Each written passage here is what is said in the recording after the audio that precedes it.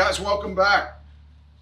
On this video here, we're going to discuss the in-home objections during the close section of your sale and the rebuttals that I've used to really walk away in 99% of rebuttal situations or objectional situations to come up with the rebuttals that work best for me in a close. Now, I never know what I'm going to say in a home or who I'm dealing with. So the pitch, the tempo, the voice tone, the volume, I might adjust per the person I'm dealing with. And some of the things I've learned to do is kind of mirror the individual that's across from me in many sales.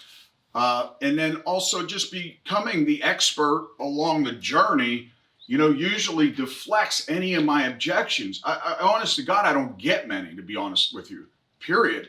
So it, during the sales process, you can eliminate a lot of this if you follow the right sales process.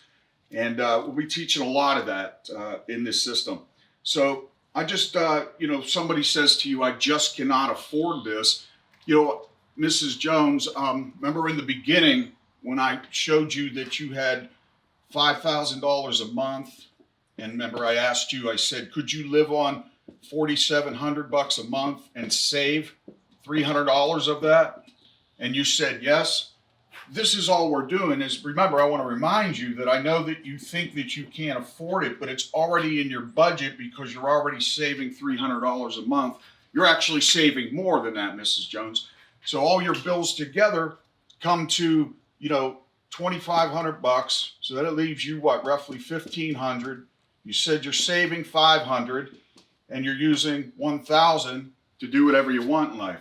So you just kind of rewind into the sales process, and you can even start over in the sales process, reminding them of the value.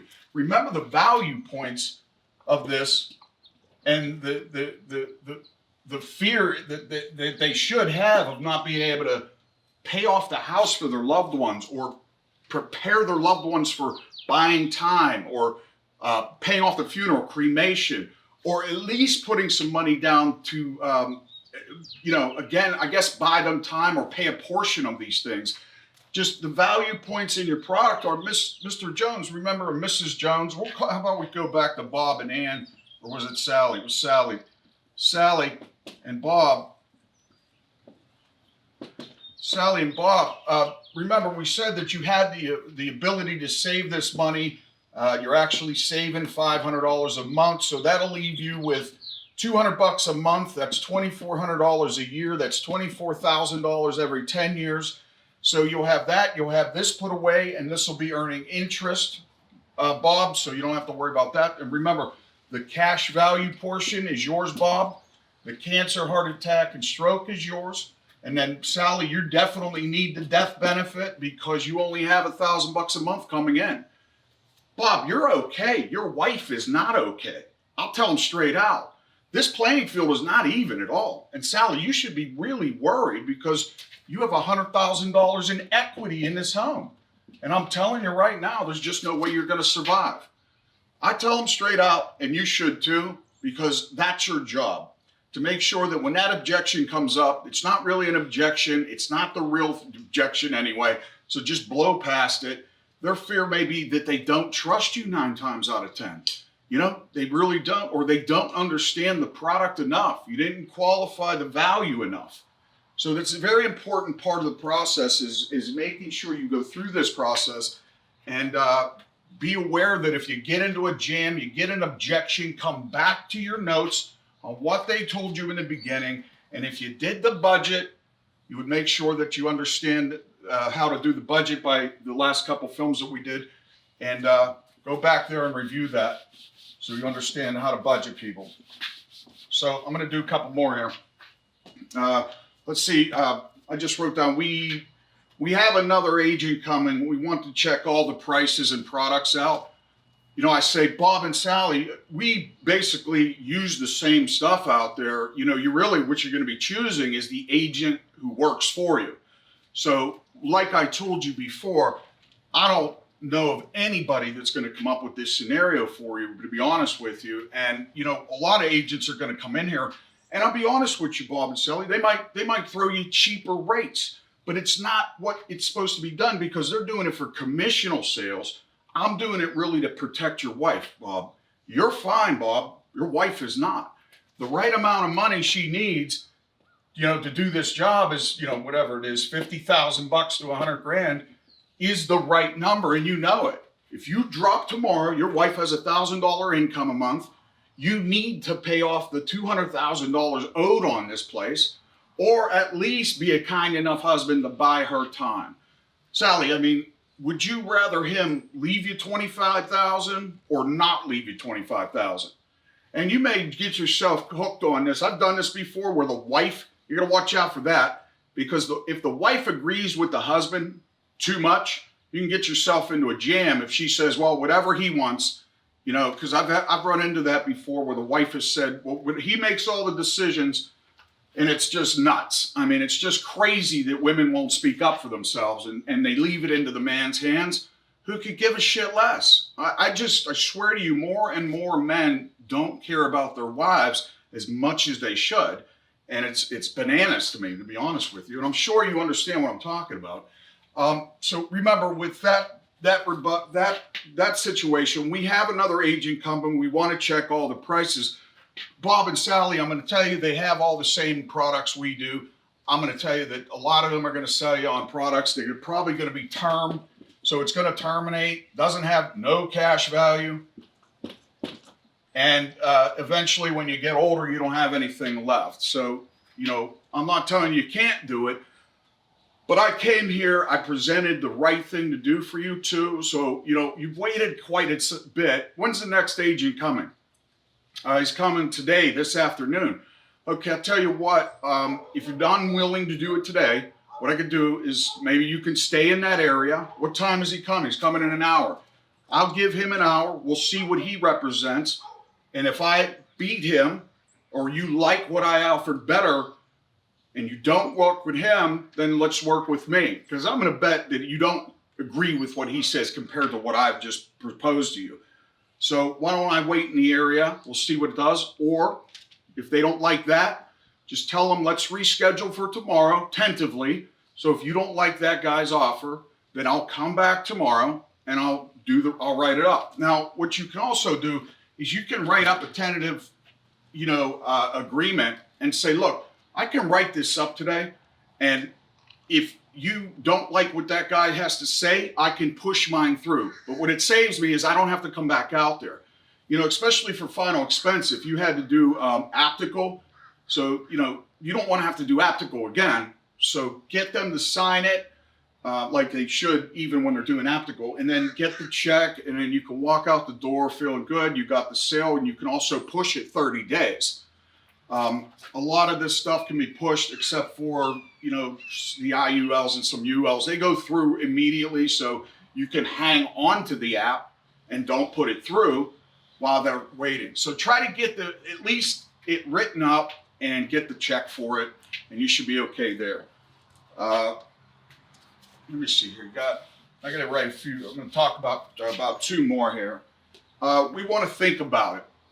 Hey, I want to ask you a question, Bob and Sally. How long have you owned this home?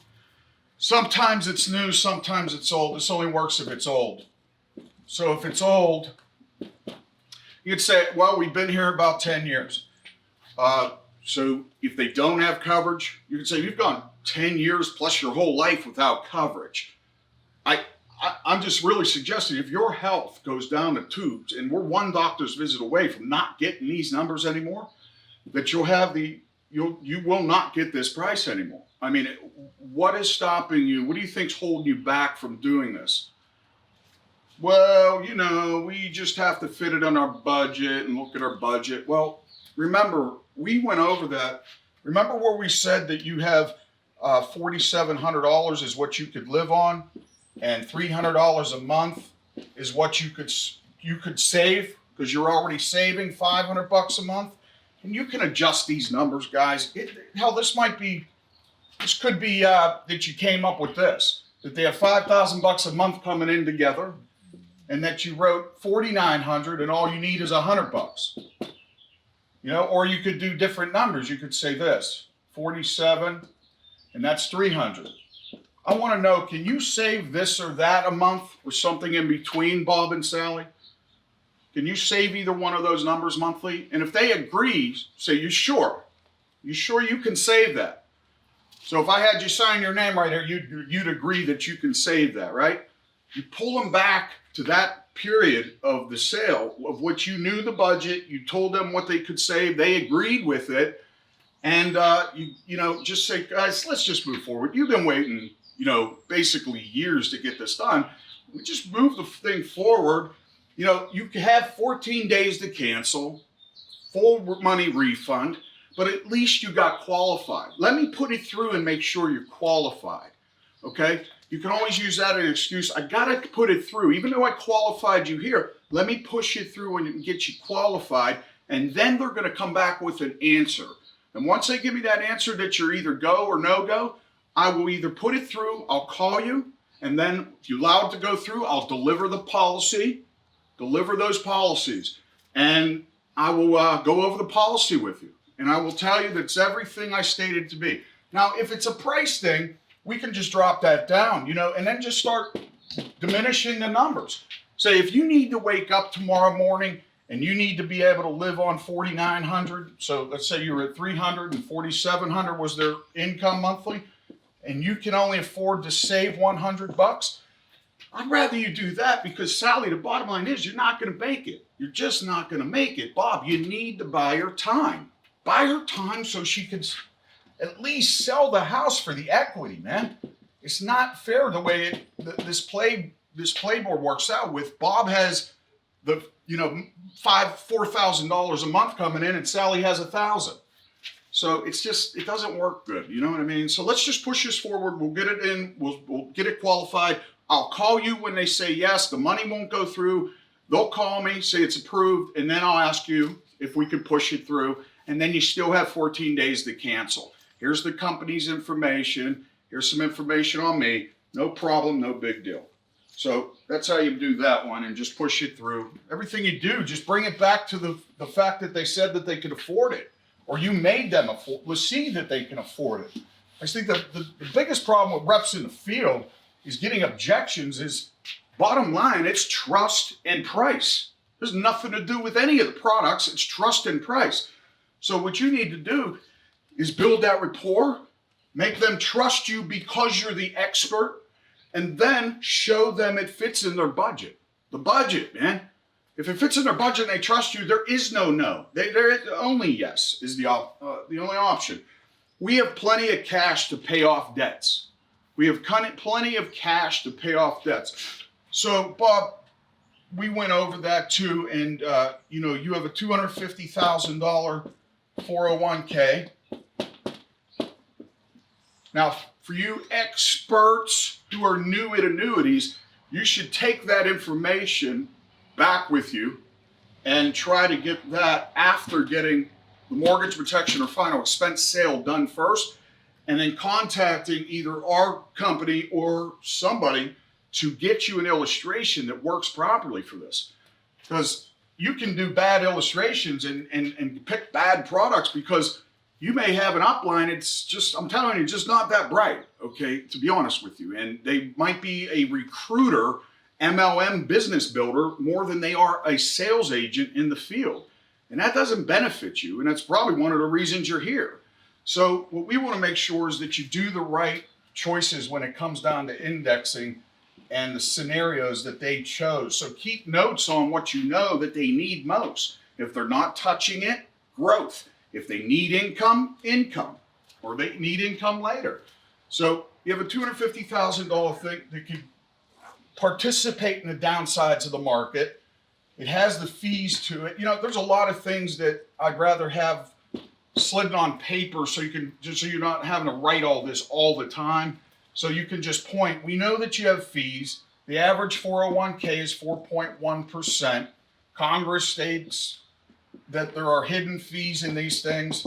Long story short, he might have cash in the bank too, so this might not be that relevant. So if he has cash in the bank, You just say either way, you're just going to say, would you rather spend $300 and get $75,000 or $50,000 tomorrow, or pull it out of your wife's inheritance of which she'll pay taxes on? Mine's tax-free, plus it's a savings account for you, so paying less and getting more. Well, you don't want to take from your big bubble. Leave that alone. Don't touch that big nugget, because first of all, it's going to be heavily taxed. So she's going to need more than 50. She'll need like, what, $60,000 to get 50, you know? So we want to use 300 to pay on 75 or whatever the number is for the death benefit. And then, Bob, remind you, if you get cancer, heart attack, or stroke, that cash is yours while you're alive. If you and your wife go together and your kids aren't on that account, they're going to go through probate. They're not going to get that cash overnight. So the inheritance process is long and hard and drawn out, and it costs money. You'll lose the house in equity. The children could lose the house in the equity. This is all worst case scenario. That's why you buy insurance. Bob, you have insurance on your car, correct? Right. So you don't get any wrecks often, do you? No. But when it does happen, like death will happen, you got that insurance to cover that fender bender. So that's what it's about. You get sick. You ever been to the hospital? Sure have. You pay cash for that? Nope. Okay, well, your health insurance handles that. You need insurance. You guys have gone out without this for so many years that your wife is not in a position for you not to get this insurance. And you do not touch your big bubble money today. You guys have 30 more years of life. How long do you think that'll last? That's $25,000 for what, the next 7 years? $25,000 a year for the next 7 to 8 years? That's without interest on it. So, you know, it doesn't last very long, Bob. So this is what we'll do. We'll write this up, get it in play, and I'll tell you when it's qualified. They're going to let me know it went through, and then what I'll do is I'll come back and I'll bring the policy and we'll go over it, okay? That's it, guys. And that is how you do in-home objections. I know there may be more, but we'll get into those on the live stuff. But in-home objections, closes, and rebuttals. You got Bob and Sally buying policies now, and I'm gonna go sell this annuity next. I'll see you in the next video.